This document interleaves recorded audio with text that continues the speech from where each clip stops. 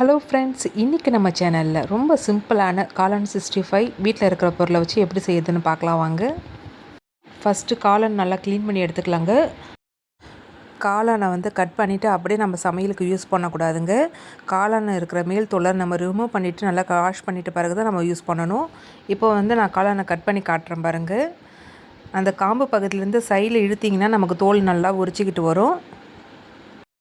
தோல் எடுக்க ரொம்ப கஷ்டமாக இருந்துச்சுன்னா அந்த மேல் காம்பை ரிமூவ் பண்ணிவிடுங்க. ரிமூவ் பண்ணிவிட்டு மேலேருந்து கீழே இழுத்தாலே தோல் ஈஸியாக உரிச்சிக்கிட்டு வரும். இப்போ மேல் பகுதியிலேருந்து கீழே இழுத்தாலே நமக்கு ஈஸியாக வரும் பாருங்கள். மேலே கருப்பு கருப்பாக எப்படி இருந்துச்சு, இப்போ தோல் உரிச்ச பிறகு எந்த அளவுக்கு நல்லா வெள்ளையாக இருக்குது பாருங்கள். இதே மாதிரி நம்ம மீதி இருக்கிற காளானையும் நம்ம சுத்தம் பண்ணி எடுத்துக்கலாம். காளான் வாங்கி ரொம்ப நாள் ஆயிடுச்சுன்னா இதுமாரி தாங்க மேலே கருப்பு கருப்பாக இருக்கும். கண்டிப்பாக இந்த தோல்லாம் ரிமூவ் பண்ணிவிட்டு தான் நம்ம சமைக்கணும்.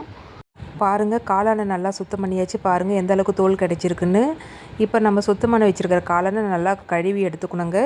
கழுவுறதுக்கு முன்னாடி கொஞ்சமாக ஒரு பாத்திரத்தில் தண்ணி எடுத்துக்கலாங்க. கொஞ்சமாக கல் உப்பு சேர்த்துக்கலாம். இப்போ நம்ம சுத்தம் பண்ணி வச்சுருக்கிற காளானை நல்லா அலசி எடுத்துக்கலாங்க. காளானை நல்லா கழுவி எடுத்தாச்சு பாருங்கள். இப்போ நம்ம 65 செய்கிறதுக்கு காளானை ஒரு பவுலில் மாற்றிக்கலாம். 2 ஸ்பூன் அளவு மைதா மாவு எடுத்துக்கலாங்க.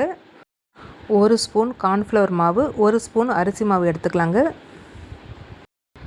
அடுத்து காரத்துக்கு கொஞ்சமாக தனி மிளகாய்த்தூள் எடுத்துருக்காங்க, 1 ஸ்பூன் அளவு எடுத்திருக்கேன்.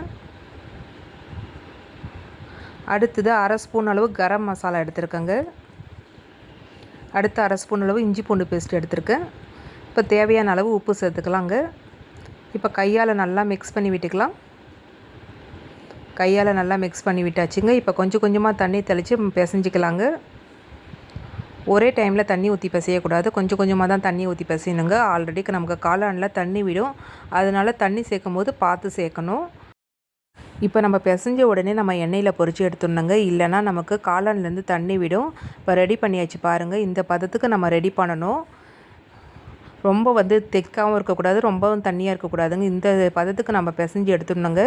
இப்போ கடாயில் எண்ணெயை ஊற்றி காய வச்சிடலாங்க.